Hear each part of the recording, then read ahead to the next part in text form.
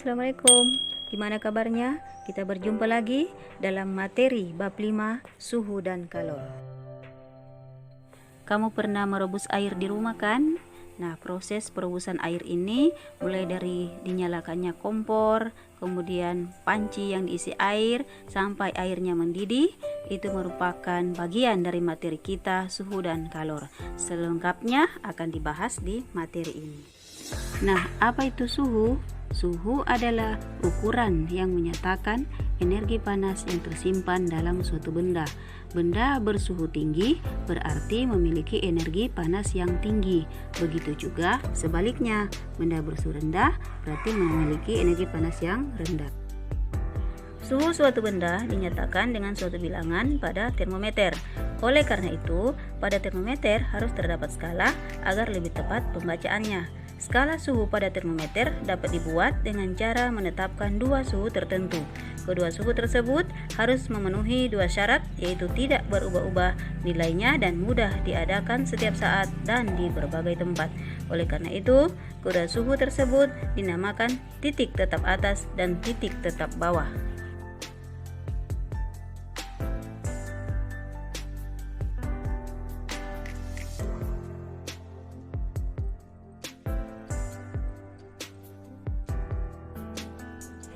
Suhu benda yang diukur dengan termometer ditunjukkan oleh skala pada termometer. Perubahan suhu pada skala dapat dilihat dengan naiknya zat cair pengisi termometer tersebut. Termometer yang biasa digunakan dalam kehidupan sehari-hari yaitu termometer yang berisi alkohol atau raksa. Oke, selanjutnya kita ke pokok bahasan bagian B, yakni kalor.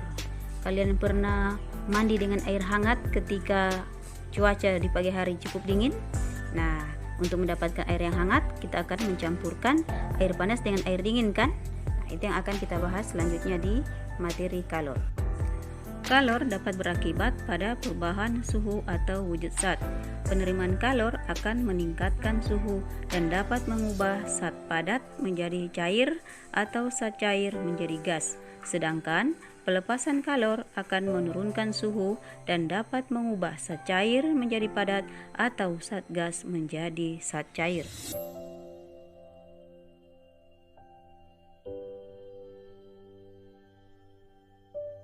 Asas Black menyatakan bahwa jumlah kalor yang diserap benda sama dengan jumlah kalor yang dilepas benda. Hal ini berarti jika dua zat yang suhunya berbeda dicampurkan, maka akan terjadi perpindahan kalor dari zat yang bersuhu tinggi ke zat yang bersuhu rendah. Berikut adalah skema perubahan wujud zat dari gas, padat, dan cair.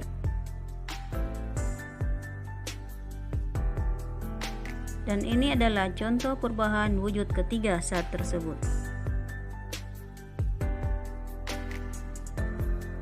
Perubahan wujud dan suhu air menjadi uap pada tekanan 1 atmosfer dapat dilihat pada grafik berikut ini.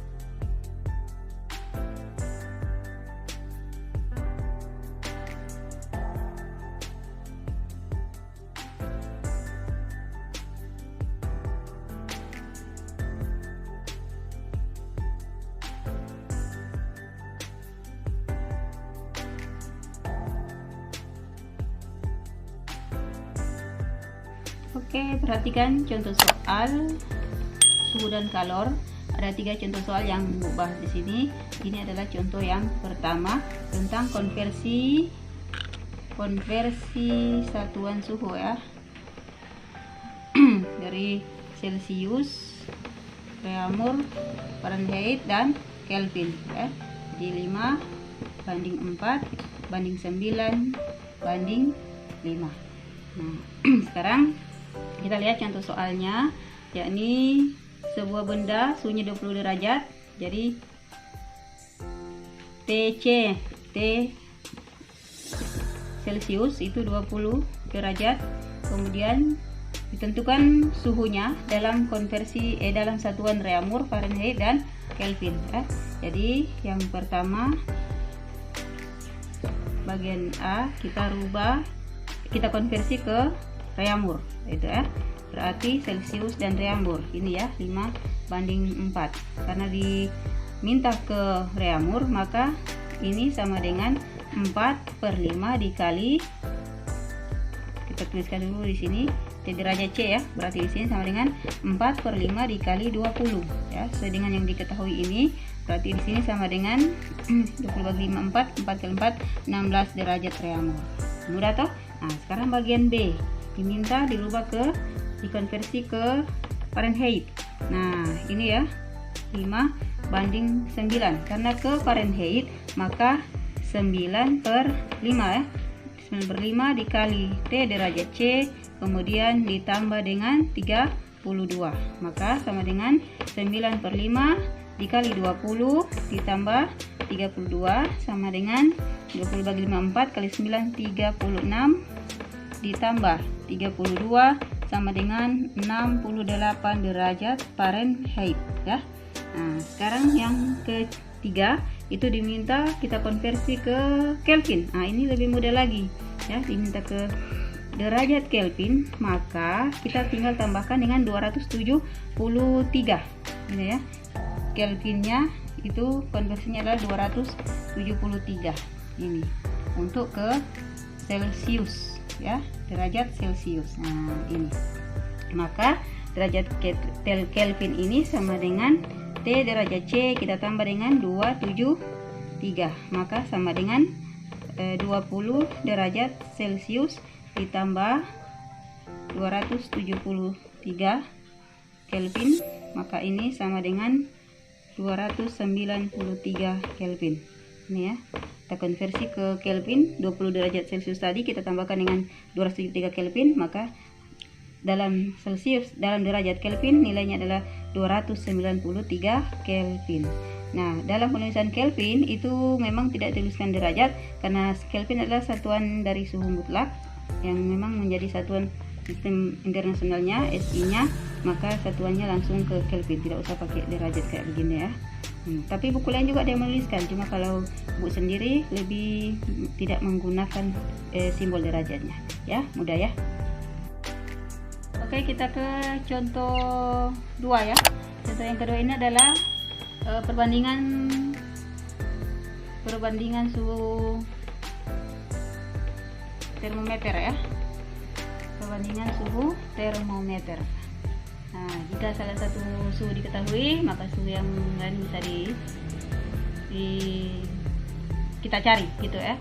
Nah, dari soal diketahui, kita tuliskan dulu X0 sama dengan, boleh jawab kita tulis X0 kah, A0 kah, terserah simbolnya. Kita pakai X0 sama dengan 40 derajat X, kemudian X1 sama dengan 240 derajat X, kemudian X nya sama dengan 140 derajat X. Nah, ditanyakan berapa suhu dalam derajat Celcius gitu ya. Nah, kita bisa tuliskan dulu persamaannya secara umum. A dikurang A0 per A1 dikurang A0 sama dengan B dikurang B0 per B1 dikurang B0. Dari sini bisa kita tuliskan, gantikan dengan seperti ini. X dikurang X0 per X1 dikurang X0 sama dengan T derajat C dikurang 0 per 100 ya, 100 di sini. 100 dikurang 0. Nah, kemudian kita masukkan nilainya ya, 140 dikurang 40 ini derajat per X1 ya, berarti 240 derajat dikurang X0 nya 40 derajat sama dengan T derajat C per 100 ya. Setelah itu kita tuliskan 100 derajat per 200 derajat sama dengan T derajat C per 100 gitu ya, 100 derajat ya.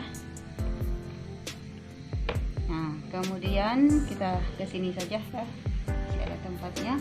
Nah, setelah itu kita kali silang, berarti 10.000 itu sama dengan 100 T derajat C, maka T derajat C nya bisa kita dapatkan dengan 10.000 per 100 itu sama dengan 10.000 per bukan 100 ya, sorry, 200 ya. 200 TC di sini, 200. Ini 200, maka 10.000 per 200 ini bisa kita coret, maka 100 per 2 sama dengan 50 derajat C.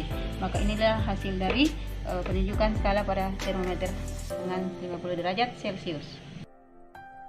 Kita ke contoh soal yang ketiga.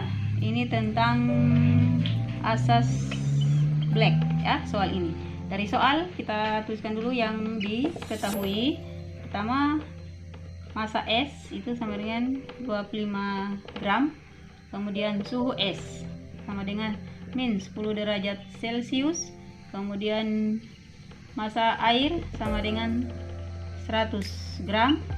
Terus kalori jenis S 0,5 kalori per gram derajat C Celcius ya, derajat Celcius. Kemudian kalor lobur S sama dengan 80 kalori per gram. Kemudian ini kalori. Terus kalor lobur S, kalori jenis air ya, itu sama dengan 1 kalori per gram derajat Celcius. Nah, ini semua yang diketahui di soal. Nah, yang ditanya adalah suhu air. TA sama dengan suhu air atau suhu campuran. Biasa juga dikasih simbol TA atau TC sama ya. Suhu air atau suhu campuran. Nah, untuk mudahnya menyelesaikan soal ini kita gambarkan dulu grafik perubahan wujud zatnya.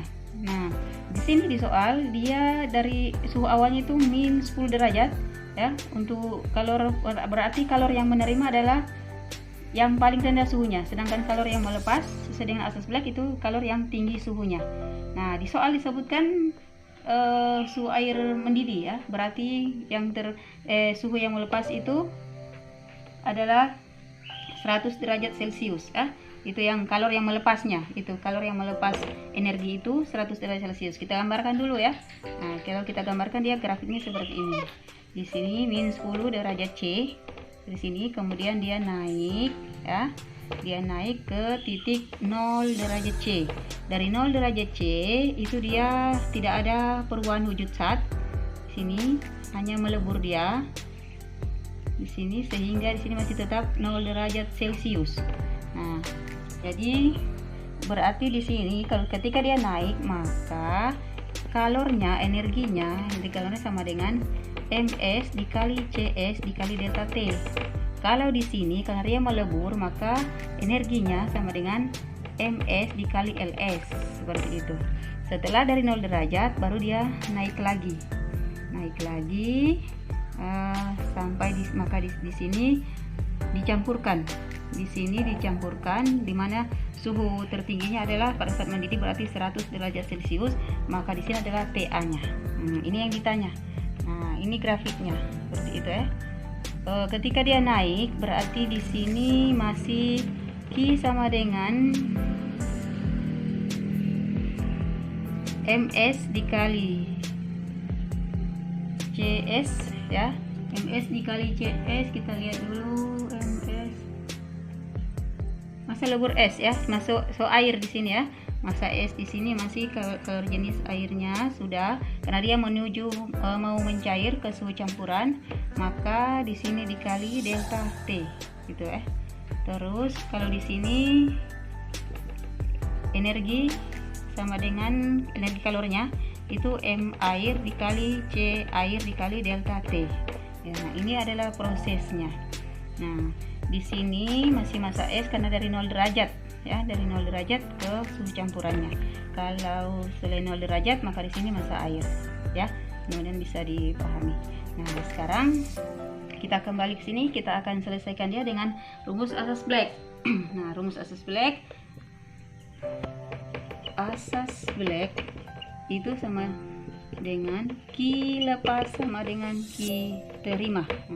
Jadi jumlah kalor yang dilepaskan itu akan sama dengan jumlah kalor yang diterima menurut asas Black. Oke, kita masukkan dulu rumus massa kalor yang jumlah kalor yang dilepaskan ini ya. Jadi ini yang kalor yang melepas yang ini ya. Yang suhunya tinggi 100 derajat.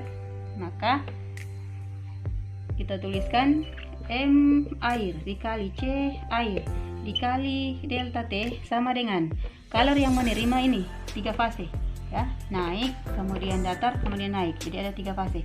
Fase 1 ini 2, yang ini 3 gitu ya. Kalau sana cuma 1 fase saja.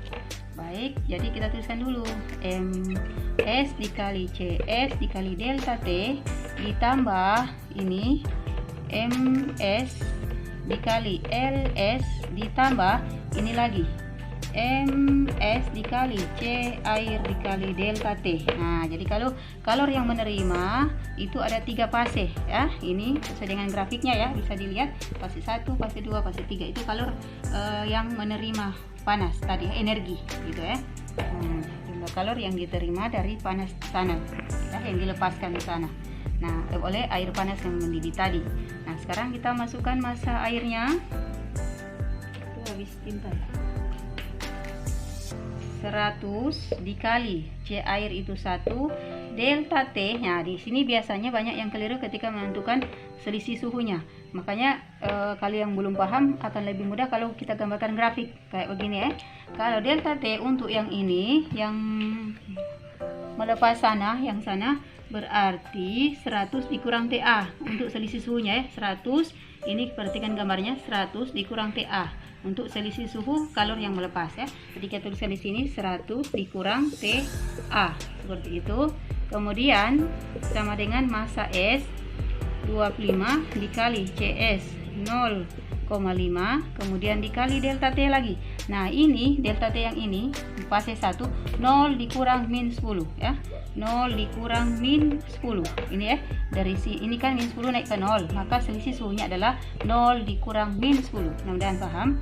Kemudian ditambah massa S lagi 25 dikali kalor lobor S itulah 80 dikali 80, kemudian ditambah massa S kembali 25 kemudian dikali C air ya dikali 1. Nah, kemudian delta T nya lagi, kita lihat lagi dia selisih suhu untuk fase 3 yaitu TA dikurang 0. Sekali lagi TA dikurang 0 untuk selisih suhu fase 3. Jadi di sini adalah TA dikurang 0. Sekarang kita selesaikan. Ini 100 kali 1 dikali 100 gitu ya. Berarti 10.000 ya. Kemudian 100 dikali min TA, ya di sini tanda kurang, maka di sini 100 TA. Kemudian sama dengan 25 dikali 0,5 itu 12,5. 0 dikurang min 10 itu positif 10, maka 12,5 kali 10 125. Kemudian ditambah 25 dikali 80 2000 ya. 25 dikali 80 2000, kemudian ditambah 25 kali 1 kali TA, maka 25 TA. 25 kali 0 itu 0, jadi kita usah kita tuliskan ya. Kemudian kita satukan yang sama variabel yang hanya angka juga kita satukan, berarti 10.000 ini kita geser ke sini, 100 kurang 125 ini juga geser, dikurang 2000 sama dengan 25 TA min 100 TA, kita geser ke kanan berarti jadi positif, tambah 100 TA. Ini 10.000 dikurang 125 dikurang 2000 itu sama dengan 7.875 ya, sama dengan 25 ditambah 100 berarti 125 TA, maka TA sama dengan 7.875 nanti tidak jelas, 7.875 per 125. Kalau dibagi didapatkan 63 derajat Celcius. Maka inilah suhu akhir campurannya ya. Jadi mudah sekali asalkan kamu paham ini fase perubahan wujud saja ya. Nah, kalau kamu paham perubahan-perubahan ini, maka akan mudah menyelesaikan soal asas Black. Karena rumus asas Black, QL sama dengan Q terima, jumlah kalor yang dilepas sama dengan jumlah kalor yang diterima, itu tidak akan mutlak harus sama dengan misalnya MC delta T MS delta kali LS, tapi tergantung soalnya ya. Nah, makanya perlu kalian memahami fase-fase perubahan wujud zatnya ya. Mudah-mudahan kalian bisa paham dengan contoh-contoh soal yang Bu sudah jelaskan.